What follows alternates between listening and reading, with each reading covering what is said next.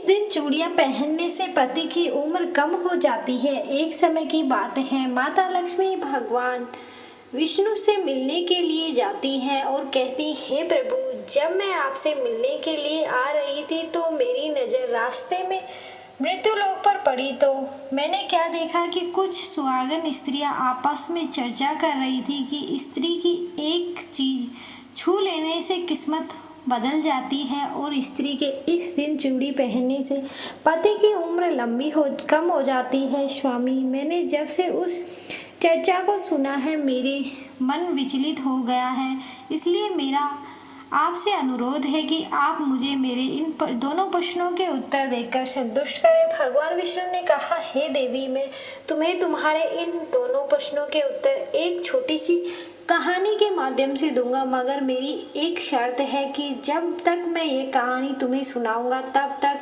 तुम मन लगाकर ये कहानी पूरी सुनना, क्योंकि आधी अधूरी कहानी सुनने से आधा अधूरा ज्ञान ही प्राप्त होता है जो किसी काम का नहीं होता। भगवान विष्णु की बात सुनकर माता लक्ष्मी कहती, ठीक है स्वामी, मैं आपको वचन देती हूँ कि कहानी पूरा मन लगाकर ही सुनूंगी। आप कहानी सुनाना प्रारंभ कीजिए।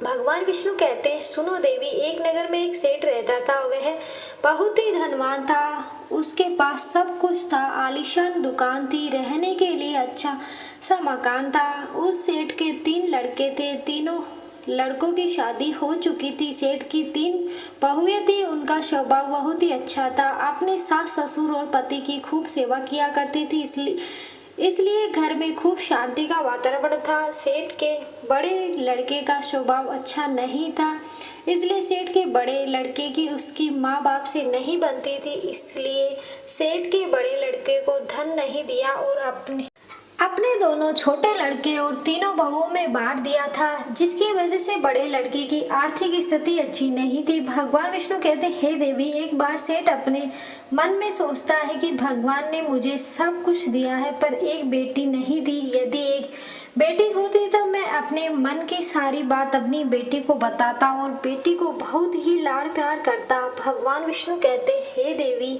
सेठ अपनी सेठानी के साथ में अपना जीवन जी रहा था, मगर एक बेटी की कमी सेठ को हमेशा ही महसूस होती रहती थी। सेठ हमेशा अपने घर के पास स्थित मंदिर में श्री राधा रानी के दर्शन करने जाया करता था। एक दिन जब सेठ मंदिर से राधा रानी के दर्शन करने गए थे, उस दिन मंदिर में एक संत पधारे हुए थे। सेठ को उदास देखकर संत ने सेठ से पूछा, तुम उदास क्यों हो? तो सेठ बोला, महाराज, मेरे कोई बेटी नहीं है, इसलिए मैं उदास हूँ। फिर संत मुस्कुराए और बोले, यदि जीवन में किसी का अभाव है तो उसकी जगह भगवान को बिठा लेना चाहिए। सेठ बोला, महाराज, मेरे तो कोई बेटी नहीं है तो मुझे क्या करना चाहिए? फिर संत बोले, सेठ, तुम एक काम करो, तुम बरसाने की बेटी श्री राधा रानी को अपनी बेटी क्यों नहीं मान लेते? भगवान विष्णु ने कहा, हे देवी, इस प्रकार उस संत की बात सेठ को बहुत पसंद आई और उसी दिन राधा रानी का एक बड़ा सा चित्र मंगवाया और उसे अपने कमरे में लगवा दिया। अब तो सेठ का जीवन पूरा बदल गया। वह बैठते सोते जागते श्री राधा रानी को अपनी बेटी मानकर उनसे बातें करने लगा और इतना ही नहीं, सेठ को अपनी बेटी राधा रानी को हर बात बताने में बहुत ही आनंद आता था। इस प्रकार सेठ की राधा रानी से ऐसी लगन लगी कि जब भी वे दुकान पर जाते तो श्री राधा रानी को भोग लगाकर प्रसाद पाकर ही जाते और शाम को लौटते तो राधा रानी को प्रणाम करते और उनसे बातें करते और भोग लगाकर प्रसाद ग्रहण करते। भगवान विष्णु कहते हैं, हे देवी, उस सेठ ने जब से राधा रानी को अपनी बेटी के रूप में स्वीकार किया, तब से उस सेठ हर समय प्रसन्नचित रहता और जब भी सेठ को पूछता कि हमारे कितने बच्चे हैं तो सेठ हमेशा यही कहता कि मेरे 3 बेटे, 3 बहुएं और एक बेटी है। भगवान विष्णु ने कहा, हे देवी, एक दिन सेठ के घर में चूड़ी पहनाने वाली मनिहारिन ने आई तो राधा रानी ने सोचा कि आज तो दिन ठीक नहीं है और आज के दिन चूड़ी पहनना शुभ नहीं होता, इसलिए श्री राधा रानी ने अपने माया से उस मनिहारी को चूड़ी का रंग खराब कर दिया, जिससे सेठ की बहुएं ने चूड़ी नहीं पहनी और मनिहारी उन्हें वापस भेज दिया। उधर जब 2 दिन के बाद वही मनिहारी उन चूड़ियों को देखती है तो वे चूड़ियाँ सुंदर हो जाती हैं और फिर मनिहारी उन्हीं चूड़ियों को लेकर सेठ के घर वापस आती है तो सेठ के दिनों में भई चूड़ियां पहनती है और बाद में राधा रानी भी चूड़ियां पहनने के लिए प्रकट होती है। जब राधा रानी प्रकट हुई तो मनिहारी ने जब राधा रानी का स्वरूप देखा तो मनिहारी उन्हें देखती ही रह गई। श्री राधा रानी मनिहारी से कहने लगी, मुझे भी चूड़ियां पहनाओ। उधर राधा रानी की बात सुनकर मनिहारी के मन में विचार आया कि हो सकता है सेठ जी के घर कोई मेहमान आए हो, क्योंकि हमेशा तो मैं जब भी इस घर में चूड़ियां पहनाने आती तो सेठ की केवल 3 बहुएं ही दिखाई पड़ती जो हमेशा से चूड़ियां पहनती थी, मगर आज ये चौथी बेटी नजर आ रही है। लगता है कोई मेहमान होगी। भगवान विष्णु कहते, हे देवी। फिर ऐसा सोचकर उस मनिहारी ने राधा रानी को चूड़ियां पहना दी। जब राधा रानी चूड़ियां पहनकर के एक ओट में जाकर अंतर ध्यान हो गई, सभी को चूड़ियां पहना करके मनिहारी हमेशा की तरह चूड़ियों का पैसा लेने के लिए सेठ जी की दुकान पर चली गई। फिर मनिहारी को देखते ही सेठ कहने लगता है कि घर पर चूड़ियां पहनाने गई थी, तुम्हारी तीनों बहुएं को चूड़ियां पहना कर आई हूँ, यह लो तुम्हारे पैसे। तुम्हें देखकर ही समझ गया कि तुम दुकान पर पैसे लेने के लिए आई हो। फिर सेठ ने मनिहारी को हर बार की तरह जितने पैसे देते थे उतने ही पैसे दिए। तो मनिहारी कहने लगी, सेठ जी इस बार मैंने 3 लोगों को नहीं बल्कि 4 लोगों को चूड़ियां पहनाई है, इसलिए अब की बार मैं ज्यादा पैसे लूंगी। भगवान विष्णु कहते, हे देवी। मनिहारी की बात सुनकर सेठ कहने लगा, हमारे घर में तो 3 बहुओं के अलावा तो कोई चौथा और है ही नहीं, फिर तुमने चूड़ियां किसे पहनाई? मनिहारी कहने लगी, सेठ जी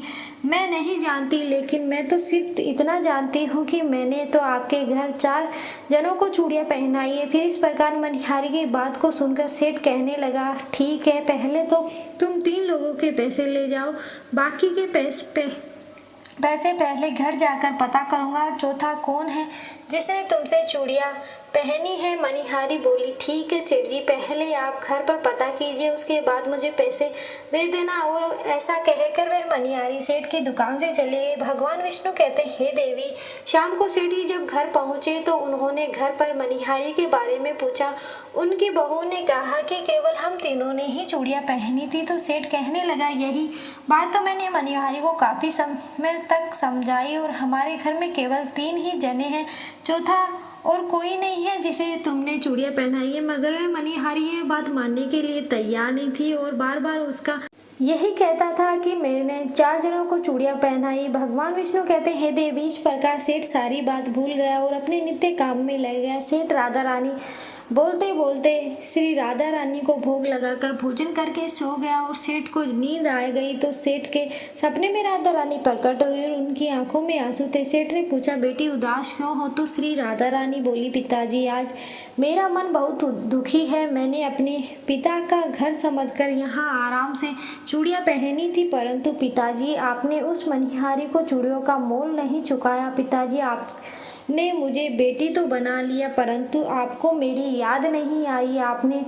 मुझे भुला दिया, इससे मैं बहुत दुखी हूँ। भगवान विष्णु कहते हैं, हे देवी। फिर इतना सुनकर सेठ सपने में रोते हुए बोला, बेटी मुझे क्षमा कर दो, मुझसे बहुत बड़ी भूल हो गई। और सेठ तुरंत ही नींद से उठ गया और उनकी आंखों में आंसुओं की धाराएं बह रही थी। सेठ ने तुरंत ही तिजोरी से पैसे निकाले और मनिहारी के घर की तरफ चल दिए। सेठ ने मनिहारी के घर का दरवाजा खटखटाया। मनिहारी ने दरवाजा खोलकर देखा तो सेठ जी खड़े थे। मनिहारी कहने लगी, सेठ जी इतनी रात को आपका कैसे आना हुआ? और फिर मनिहारी सेठ को अपने घर के अंदर ले गई। सेठ की आंखों में आंसू थे। फिर सेठ मनिहारी से कहने लगा, तुम्हारे जैसा बड़भागी कोई नहीं है, तुम तो बहुत ही भाग्यशाली हो। तो मनिहारी कहने लगी, सेठ जी ऐसा क्या हुआ? तो सेठ बोला, मैंने राधा रानी को अपनी बेटी बनाया है, परंतु मैंने उन्हें कभी भी अपनी आंखों से नहीं देखा, लेकिन तुमने आज उन्हीं राधा रानी को अपने हाथों से चूड़ियां पहनाई है। आज तुम्हारे जैसे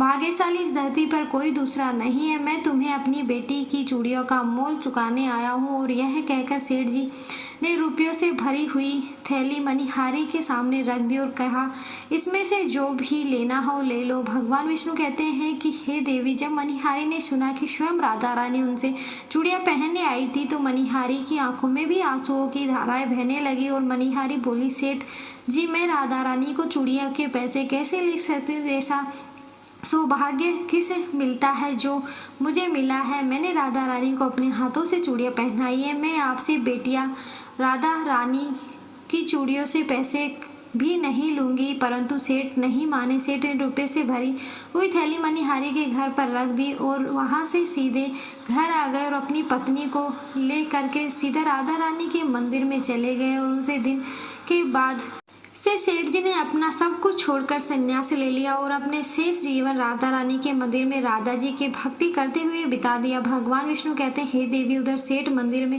राधा रानी की भक्ति में खो जाता है और अपनी पत्नी के साथ मंदिर में रह करके राधा रानी की भक्ति करने लगता है। और उधर राधा रानी बड़े लड़के के सपने में पहुंच जाती है और कहती है, तुम अपनी माँ की सेवा नहीं करते हो, इसलिए तुम्हारी ऐसी स्थिति है। तुम आज से ही अपनी माँ के चरण छूना प्रारंभ कर दो। रातों रात तुम्हारा भाग्य देखना कैसे बदल सकता है। भगवान विष्णु कहते हैं, हे देवी, इस प्रकार से सेठ का बड़ा लड़का अपनी माँ के चरणों को रोजाना छूने लगा और फिर धीरे धीरे बहुत बड़ा आदमी बन गया।